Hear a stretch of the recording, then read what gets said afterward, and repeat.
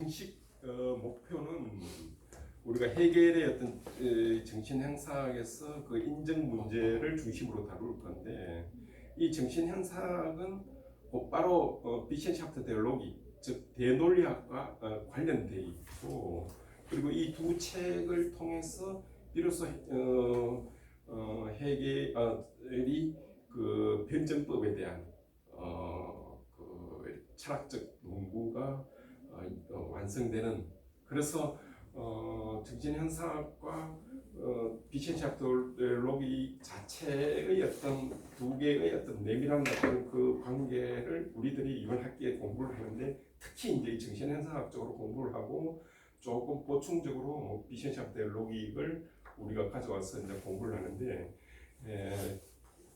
그래서 이제 우리가 이 철학 자체를 해결적인 어떤 그 관점에서 철학사 자체가 이 철학이 되는, 그러니까 단순히 그 철학사를 이렇게 객관적으로 해겔이 전하려고 연구하는 게 아니라 철학사 자체가 곧바로 그의 철학 과제가 되는, 그건 달리 말하면 조금 더 전문적으로 이야기하는 그 비첸샤프트의 로직에서 그 존재 범주의 어떤 그 전개 방식이 완전히 1대1은 아니지만은 철학사에서 전개되고 있는 그 철학적 그 전개의 어떤 그 방식과 상응적 어떤 그 관계를 이루는 어떤 방식으로 철학사 전체를 해겔이 이해를 하고 있는 거예요. 그래서 해겔한테 철학사란 무엇인가 라는 말은 곧바로 해겔한테는 결국은 해겔 자신에게 있어서 어떤 그 변증법적인 어떤 완성, 그리고 결국은 이 변증법의 어떤 완성이라는 것 자체는 다른 말로 말하면 해겔적 관점에서 이야기를 하면은 절대 정신의 어떤 자기 규한, 이때 절대 정신이 자기 규한이라는 것 달리 말하면은 정신이 자기 자신에서의 어떤 그 타자를 산출하고 그 타자에서 나오는 어떤 그 모순 점들을 밝혀내고 그 모순점들을 자신의 어떤 그 규정적인 어떤 관점으로 다시 받아들이면서 자기 완성을 이루는, 즉 자기 인식이 바로 해겔한테는 그 절대 정신으로 이해가 되고, 해겔에서 이 절대 정신이라는 것이 곧바로 변증법의 어떤 그 핵심인 구체성이 보편성이 되는, 즉 구체적인 것이 보편적인 게 되는, 즉 구체성의 어떤 보편성의 그 변증법적 핵심 구조를 이루는 게 바로 절대 정신의 어떤 자기 정신의 자기 기한적인 것. 그래서 이거를 이제 철학 사적인 어떤 관점에서 해겔은 어떻게 해석을 하는가 하면은, 즉 고대 철학 그런 다음에 중세 근대를 거쳐서 자기 철학에서 결국은 완성이 되는 방식으로 이해를 하는 거죠. 그래서 해겔한테 있어서 이 고대 철학 자체는 곧바로 자기 논리학에서 전개되고 있는 어떤 존재 범주에서 이야기되고 있는 어떤 그 질의 존재 범주가 전개되고 있는 어떤 방식의 어떤 시초 단계를 이루는 걸로 보고 있어요. 그래서 히랍 철학에 있어서 우리가 파르메니데스로부터 시작해서 소크라테스, 플라톤으로 이어지는 그 전체의 어떤 그 과정 자체가 바로 이성의 가장 그 초기적인 어떤 그 단계로 보는 거예요. 여기서 이제 우리가 히랍 철학에 있어서 시초의 어떤 근원에서 근원적인 문제를 제기를 할 수 있어요. 도대체 히랍 철학은 어떻게 신화의 단계에서 이성적 차원의 철학을 전개를 할 수 있습니까? 단지 말하면 우리가 히랍 철학을 특징화 지울 때 왜 신화적인 어떤 그 사유에서 이성의 어떤 그 단계로 넘어갈 수 있는가에 대한 어떤 그 근거를 우리가 이제 히랍 철학의 어떤 그 개괄적인 어떤 관점에서 고찰을 한다면은 해겔이 보기에 그 파르메니데스로부터 시작돼서 소크라테스를 거쳐서 플라톤에까지 이르게 되는 어떤 그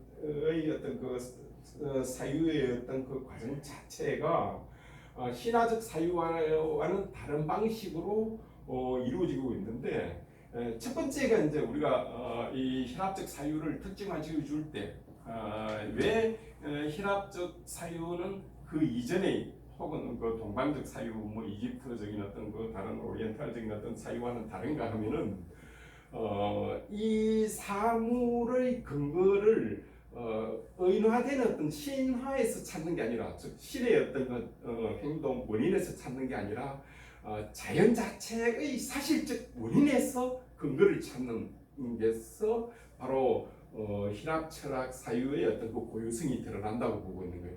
그러니까 이 신학적 사유에서의 그 근본적인 특성 자체가 바로 사실적 원인.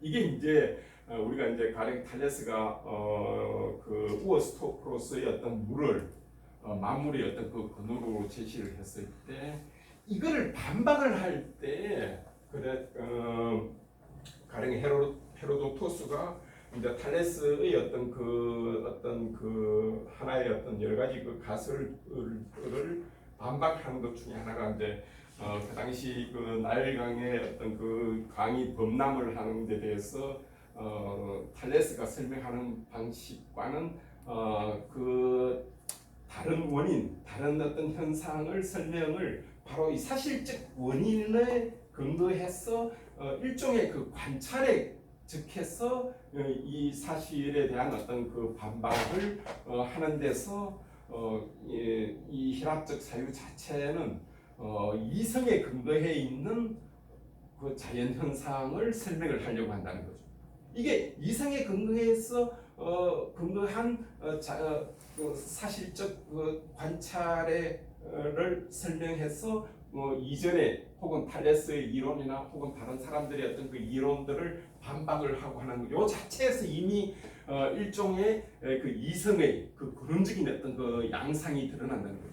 그러니까 물론 이때 이제 그 관찰이라는 그 자체가 그 근대적 어떤 방식에서의 그 관찰과는 다르지만 일종의 그 사실적 원인을 일종의 어떤 그 관찰적인 어떤 그 행위를 통해서 그 이론을 반박을 하는 이 행위 자체가 바로 여기서 무슨 현상이 일어나는가 하면은, 혹은 무슨 그 근원적인 어떤 그 의식의, 우리 인간의 의식의 그 이성적 행위의 어떤 그 고유성이 바로 여기서 지금 드러난다고 보는 거예요.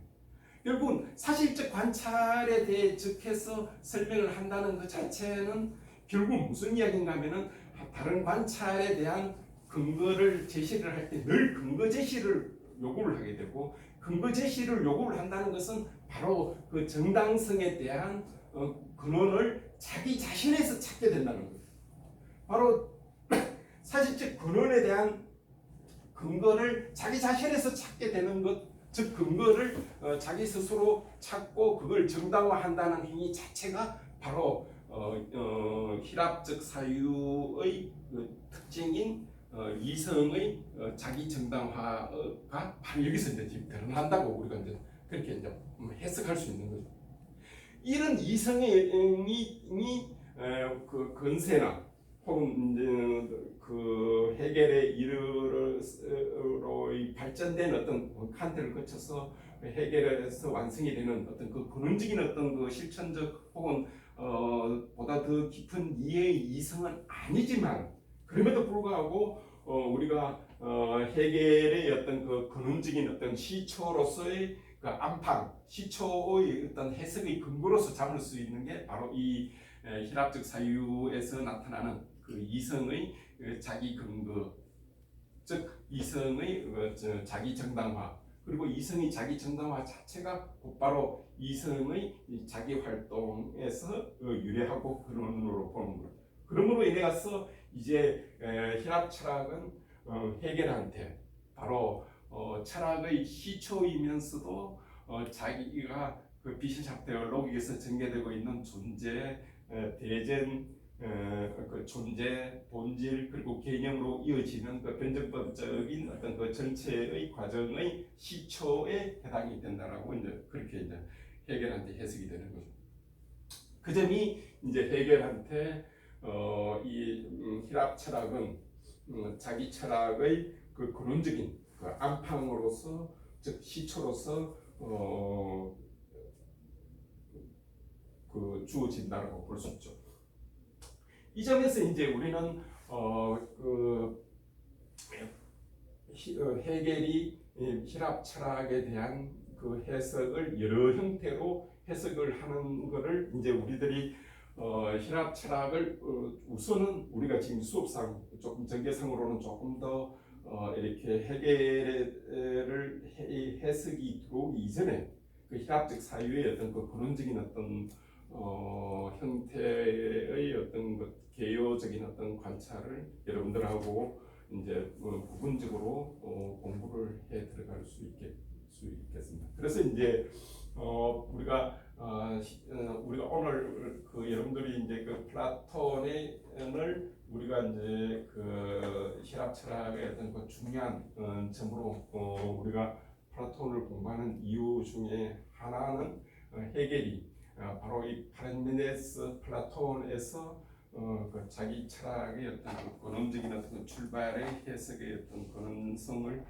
추구를 해 들어간다는 데서 우리 플라톤에 대한 어떤 그 연구를 조금 그 플라톤적 차원에서, 그리고 이후에 헤겔은 이 플라톤에 대한 혹은 히랍 철학의 전반에 나타나는 것에 대해서 또 어떤 자기의 어떤 그 고유한 어떤 그 해석을 부과해서 근거 지어주는지에 대해서는 또 조금 더 우리가 수업이 진행되면서 그 점을 조금 더 이제 공부를 해 들어가도록 하죠.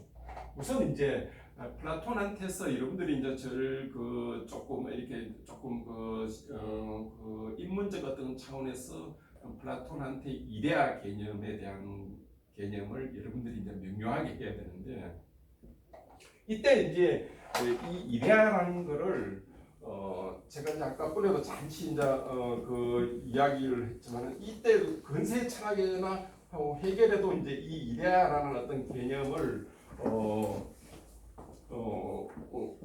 그 수용을 해서 뭐 관념론, 이데알리즘이라고 이야기를 하는데, 이것은 이제 굉장히 주목을 해야 되는 점은 근세 이후 헤겔에서 전개되고 있는 그 이데알리즘하고 이데아하고 그 플라톤에서의 어떤 그 이데아하고 또 여러분들이 그 상식적으로 알고 있는 그 이데아 관념론하고는 조금 다른 거예요. 특히 이제 이 오해가 어디서 오는가 하면 영어에서 이 이데아라는 개념이 이제 오는데, 원래 영어에서의 어떤 그 이데아라는 건 그 자체는 어떤 건가 하면은 우리 내부에 이때 외부와 관련은 외부에는 관련은 없을 수도 있는 것, 이렇게 이데아를 영어에서는 이해를 하는.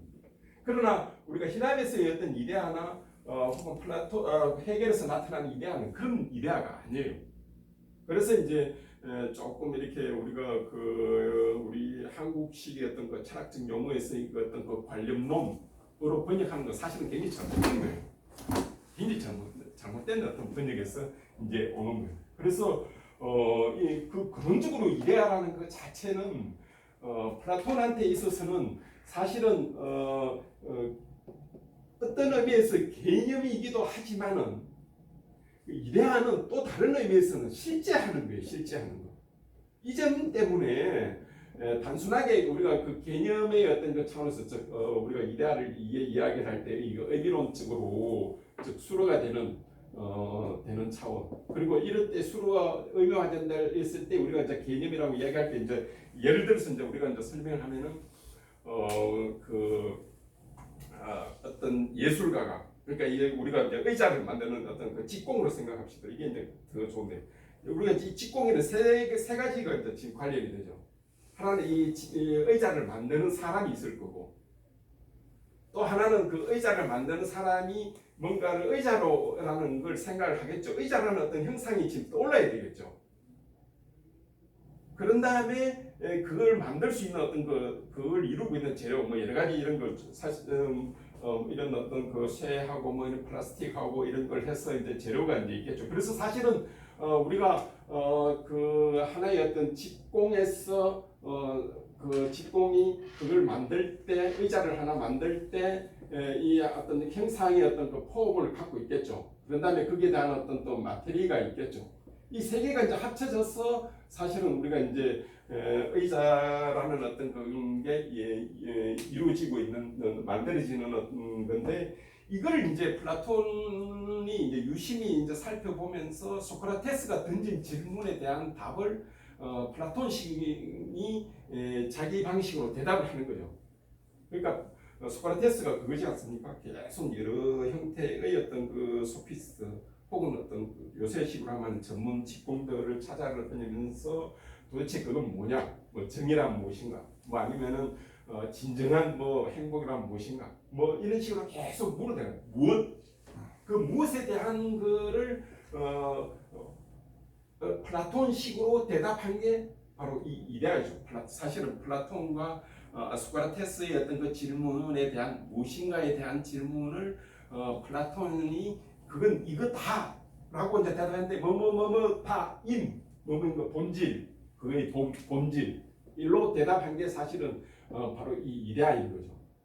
그래서 이때 이데아라는 그 자체가 그러나 단순하게 뭐뭐임이라는 어떤 그 형식 즉 의자임이라는 어떤 그 형태의 어떤 이데아라는 것이 플라톤식의 소크라테스 같은 물음을 플라톤식으로 이게 결국은 소크라테스가 대답을 못하고 결론을 못 내렸지만 플라톤이 생각에는 그게 바로 이데아로서 그 문제를 대답해 줄 수 있지 않느냐라는 게 이제 플라톤식의 어떤 해법이죠.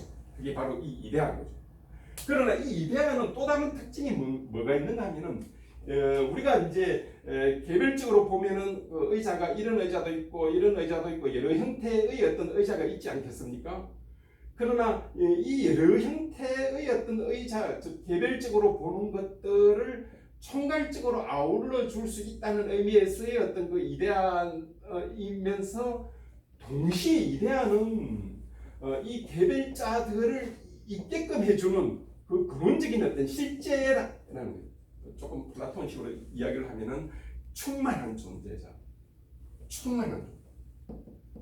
그러니까 어느 하나 부족함이 없는 어떤 그런 실제를 이야기를 하는 거예요. 그렇기 때문에 히랍에서 혹은 플라톤식의 어떤 그 이데아는 절대 영어에서 이야기하고 있는 아이디어 혹은 이데알리즘이 절대 아닌 거죠. 더더군다나 이제 이게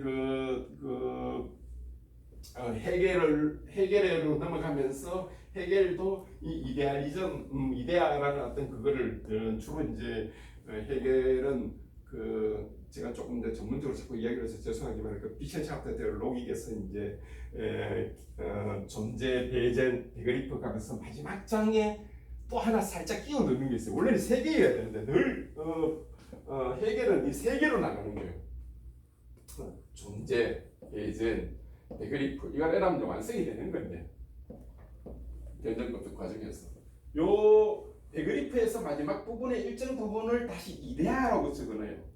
다른 게 아니에요. 베그리프가 이데아.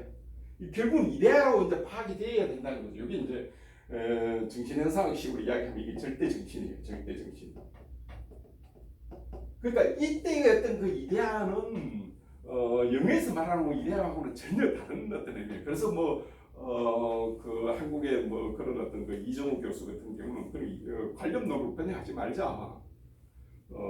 그러니까 자꾸 오해를 하고 이러니까는 그 이데알리즘으로 이야기를 하자, 번역을 하자 이렇게 이제 이야기를 해요.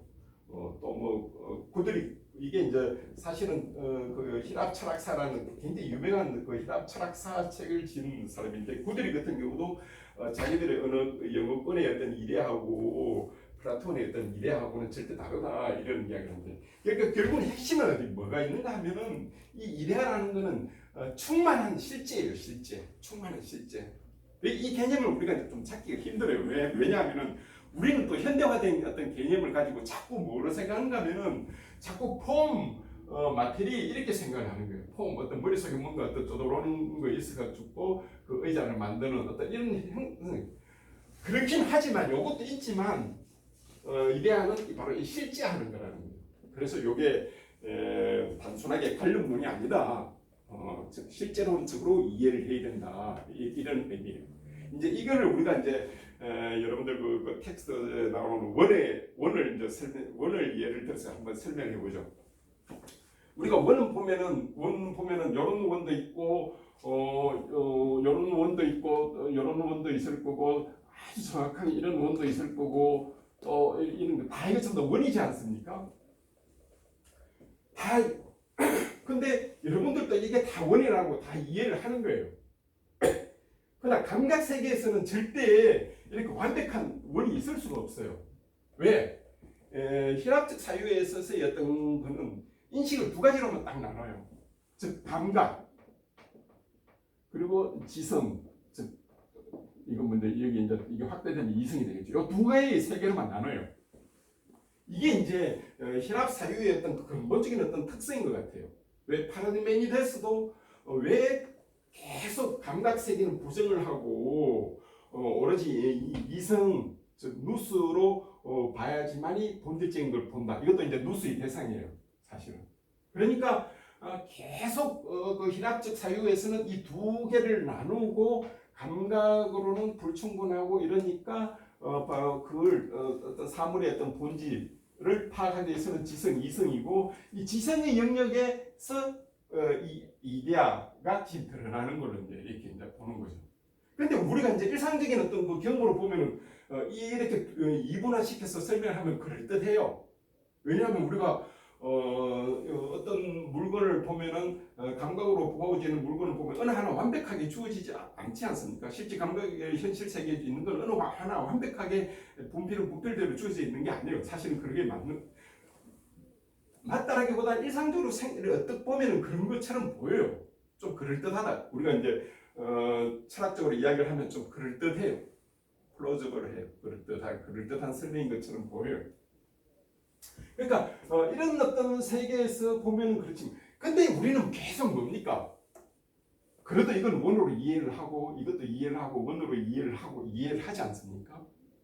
그건 뭔가 하면은 우리 속에 미리 현대식으로 하면 개념원이라는 어떤 그 개념을 파악해서 이해를 하는 거고 그 우리 플라톤식으로 이야기하면은 현실에 주어진 어떤 이 감각을 넘어서서 희미하게 우리한테 그 이데아를 생각을 해서 이런 이데아를 이해하게 된다. 이제 이렇게 이야기하는 거죠. 자, 여기에 이제 플라톤의 어떤 사유 혹은 희락적 사유의 어떤 또 다른 어떤 본질적으로 우리와 다른 사유가 나타나요. 그러니까 이 감각 세계를 넘어서서 자꾸 지성적 어떤 세계로 자꾸 가야 될 어떤 필요성을 느껴요. 그래서 여러분들 텍스트에서는 그걸 뭐라 그러는가 하면 이상이라 그래요. 이상. 이제 자꾸 감각적 세계의 어떤 그런 것보다는 더 이렇게 불충분하고 하니까 점점 더 이데아의 어떤 세계, 완전한 어떤 세계로의 어떤 그거를 가기 위해서 끊임없이 뭐 노력을 한다든지 뭐 어떤 그런 토론의 어떤 열린 과정을 거치다 소크라테스는 자꾸 이제 이쪽으로 사실은 가기 위해서 자꾸 이제 이렇게 대화를 하고 개념의 정의를 이제 하는 게 사실은 소크라테스의 어떤 그 대화법의 핵심이에요.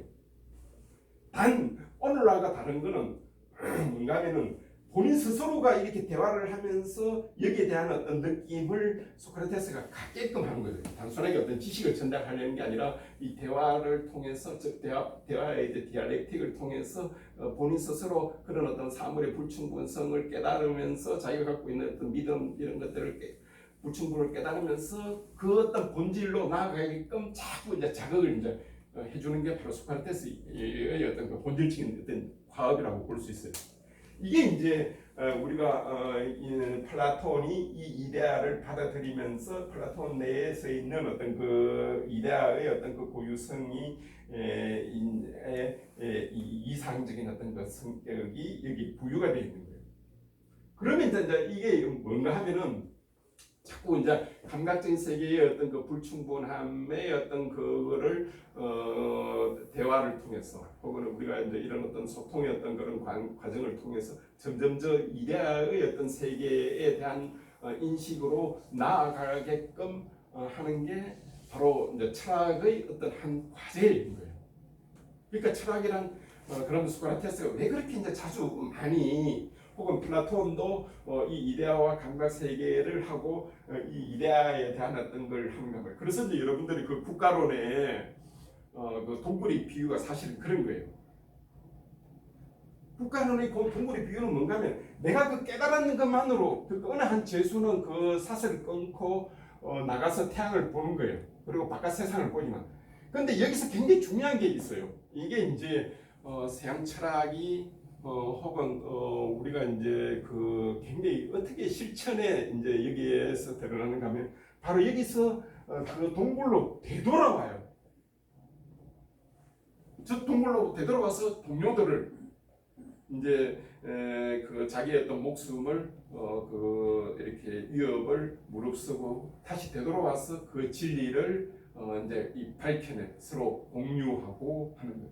이게 이제 이 기본적인 어떤 정신이 사실은 이 대화를 하는 그 사정에 계속 관련돼 있는데 이 대화를 하고 이 이데아와의 어떤 그 관계가 사실은 이제 그 말하는 어떤 소위 말하는 그 변증법적 어떤 사유의 어떤 과정이 이제 나타나는 거예요. 이걸 이제 제가 이 책이 상당히 좀 좋은 책 중에 하나라고 이제 본 거는 상당히 이 이데아를 어떻게 그러면은 사실은 그러면은 계속 이 감각하고 지각의 어떤 세계에서 일어나는 것과 이데아에 대한 어떤 것과의 어떤 그 계속된 긴장 관계로만 즉 이렇게 이분화되겠고 절대화되는 게 아니라 이 두 세계의 어떤 상호 소통적인 어떤 그 관계가 여기서 일어나고 있는 게 바로 이 변증법적 어떤 과정의 어떤 한 과정으로서 일어나고 있는다고 보는 거예요.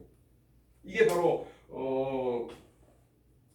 희락적 사유에서 관찰, 즉 근대적 사유의 관찰은 아니지만 사실적 근원에 근거해서 그 사실적 세계 자체를 단순하게 넘어서서 무시하고 혹은 이쪽 세계를 넘어서 단순하게 이데아의 어떤 세계로만 가는 일방적인 게 아닌 방식으로 이성의 여기서 저는 이 시합적 사유의 이성의 어떤 굉장히 고유한 그리고 독특한 면이 여기에 이제 내재되어 있다고 봐요. 즉 사실성을 떠나지 않으면서도 이데아로의 어떤 그 추구를 하고 왜 이데아는 가장 이상적인 어떤 거니까 그럼에도 불구하고 이 이상적인 어떤 이데아로의 어떤 감에 대한 그 추구 자체는 곧바로 역으로 우리가 사실에 대한 추구를 계속 그 현 사실성에 대한 어떤 그 관찰적 사실적 원인에 대한 어떤 그 탐구를 계속 할 수 있게 그래서 이 상호작용적인 어떤 그 관계에서의 본 전체의 어떤 그 세계관이 바로 희락적 이성이라는 거예요. 그러니까 우리가 이제 현대 우리가 이제 아도르노에서 이제 부정변증법에서 우리가 그렇게 이야기를 많이 하지 않습니까? 우리의 근대적 이성은 도구적 이성이다. 즉 어떤 무엇을 위한 수단으로서만 사용이 되어버린 결국 뭐가 필요하냐? 이성의 자기 비판, 자기 크리틱이 필요하다는 거예요. 그 서구적인 어떤 그 현대적인 어떤 그 비판의 어떤 그 근원은 사실은 희락적 이성을 우리가 정확하게만 보고 그 방식을 이해를 하면은 즉 이런 변증법적 과정에 어떤 일어나는 걸 보면은 이성의 어떤 그 자기 비판이 이미 여기서 이미 드러나고 있다고 보는 거예요. 그래서 우리는 서구적 이성을 만약에 좀 폭넓은 의미에서 특징화 지어준다면은 즉 도구적 이성을 넘어서는 근대에서 도구가 되어버린 어떤 이성을 넘어서 본다면은 바로 이런 희락적 정신에서의 어떤 이성이 현대적인 맥락에서의 어떤 자기 이성의 자기 비판이 여기서도 굉장히 근원적인 뿌리로서 지금 드러나고 있다고 보는 거예요. 이런 어떤 그 변증법적 과정은 이데아 자체 내에서도 우리가 이제 조음이라는 그 설명 이데아를 이제 우리가 다시 한번 더 넘어가 보면은 우리가 이제 이 정의라는 이념이 이데아가 사실은 플라톤한테는 무엇의 조합입니까? 이 세 가지. 읽어보셨습니까?希腊플라톤에서의 정의는 플라톤에서의 정의, 그러니까 뭐 마이클 샌델이 말하는 그 정의 말고 우리 그 플라톤에서의 국가론에서 말하고 있는 정의는 뭐 세 가지의 조화에서 나오는 거예요. 뭡니까 이 세 가지 국가론에서?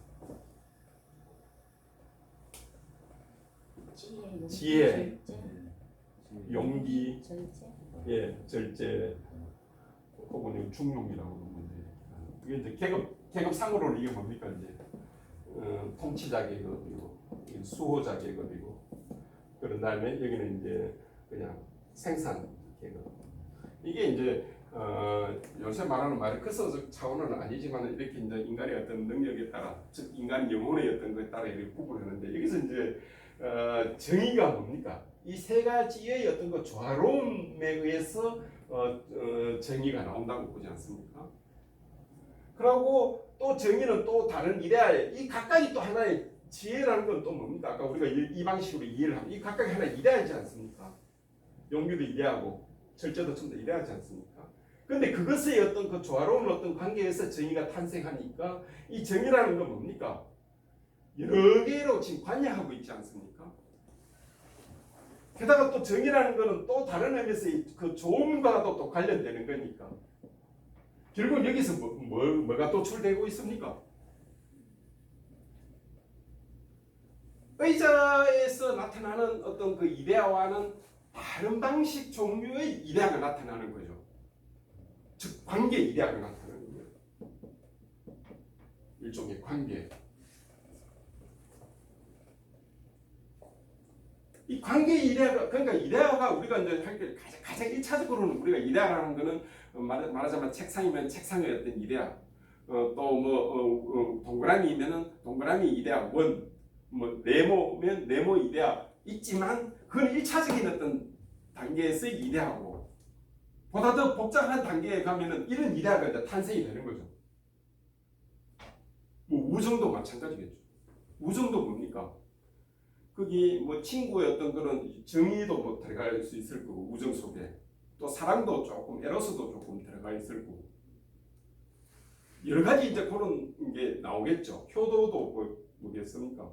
약간 정의도 들어가고 뭐 이래 들어가겠죠. 그리고 여기 지금 핵심은 뭔가 하면은 그렇게 1차적으로 맺어지는 어떤 이데아와는 다른 방식의 관계 종류 형태의 어떤 이데아가 드러날 때는 이 각각의 이데아가 어느 하나가 딱 고립화돼서 이데아를 이해할 수 없는 이게 도출이 되는 거예요.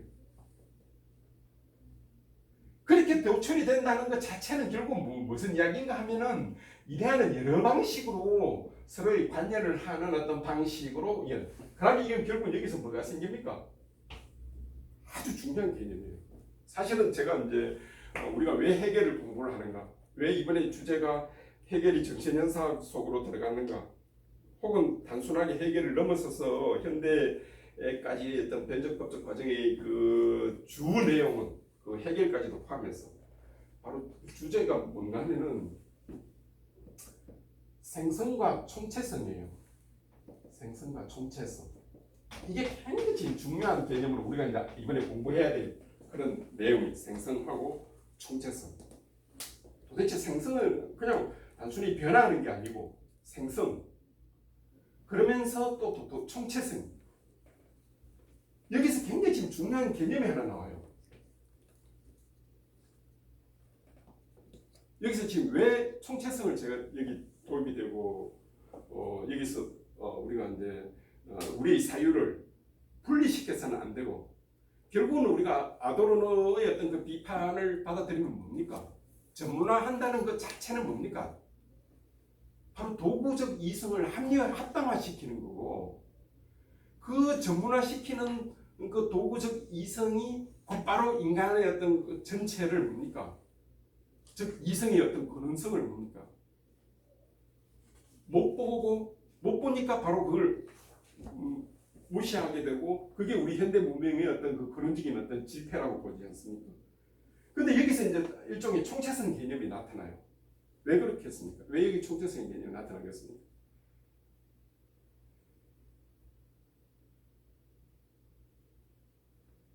그러니까 개별적 개념을 정의를 이해하기 위해서는 다시 절제라는 용기라는 지혜라는 개념을 알아야 되지 않습니까? 지혜와 정의의 어떤 관계. 근데 지혜라는 것은 또 뭡니까? 다시 또 뭐 지식의 종류도 또 있을 거고 또 그냥 일반적인 지식 종류도 있을 거고 뭐 여러 가지 뭐 이런 인식의 어떤 인간을 여러 가지로 봐가지고 비로소 지혜라는 개념이 이래가 나오지 않겠습니까?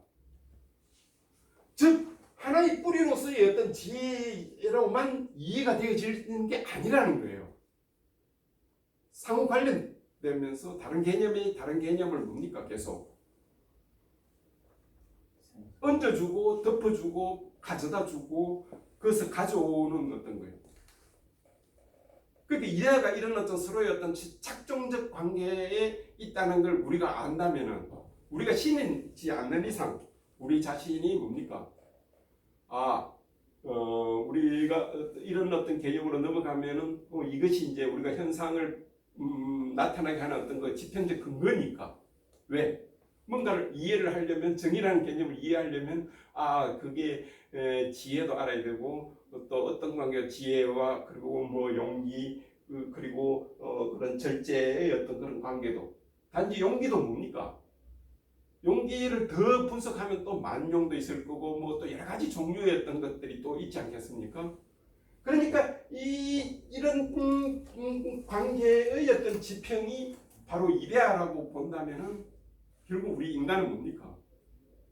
어떤 특정 이데아를 한정시켜서 고립화시켜서 고찰되는 게 아니라 그 전체성을 자꾸 보려고 하는 전체성에 대한 어떤 총체성에 대한 어떤 뭡니까? 요청이 그대로 우리의 삶의 어떤 태도에 뿌리 박혀 있어야 되겠죠. 그게 근거로 잡혀 있어야 되겠죠. 그런 방식으로 우리의 어떤 인식에 우리 인간을 이해를 하게 되면 뭡니까? 첫째로 우리는 어떤 그 고차적 그 이데아는 우리가 완전하게 파악될 수 없다. 즉 우리는 일종의 좀 불완전한 존재자다. 그럼에도 불구하고 우리는 끊임없이 이런 총체적 사유로의 열린 태도를 우리가 늘 가져야만이 정의라는 것을 제대로 우리가 이해를 하게 된다. 이렇게 됩니다. 저는 이제 그 마이클 샌델의 그 정의란 무엇인가에 대해서 이제 여러분들 그 강의를 우리 한동안 우리 한국에서 사실은 그 존 롤스에서부터 이제 이어지는 어떤 여러 가지 개념인데 저는 그렇게 봐요. 존 롤스의 어떤 그런 어떤 정의론의 어떤 그 개념을 우리가 할 때 거기에 그걸 만약에 그 개념을 세계 체제의 어떤 경제 구조 속에서 집어넣어서 바라볼 때 어떻게 되겠냐 그거예요. 저는 그 굉장히 많은 그 변화적인 개념을 집어넣어야 된다고 봐요. 단순하게 한 나라의 체제를 고정화시켜 놓고 다른 나라가 없는 세계 체제가 아닌 어떤 유일한 어떤 나라에서의 어떤 그 여러 가지 어떤 그런 장막의 배의 어떤 여러 가지 정의의 어떤 문제를 했을 그 논의가 가능하겠냐는 거예요.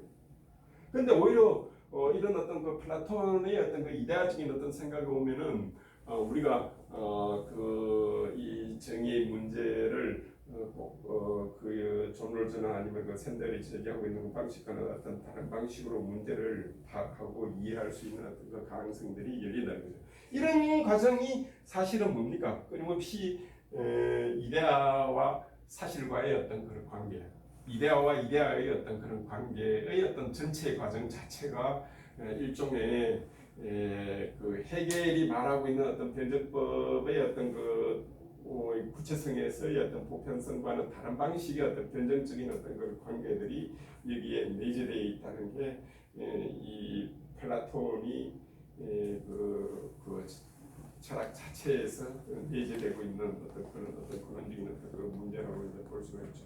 여기서 이제 우리가 이데아를 이게 이제 아리스토텔레스로 혹은 그 플로티누스로 넘어가면서 여러 가지 변형이 되지 않습니까? 게다가 또 플라톤 자신에 있어서도 초기와 중기, 후기로 넘어가면서 그 이데아에 대한 어떤 그 파악 방식이 여러 가지 어떤 그 변형이 있지만 우리가 이제 여기서 하나 굉장히 주목해야 될 점은 특히 해결하고 이제 관련해서 더군다나 해계를 우리가 또 넘어서서 변적도를 우리가 해계를 공부하는 어떤 이유 중에 하나도 바로 이 생성과 총체성에 대한 어떤 근원적인 어떤 그 이해를 보다 이렇게 폭넓게 이해를 할 때 이미 그 일종의 그 해계를 넘어서는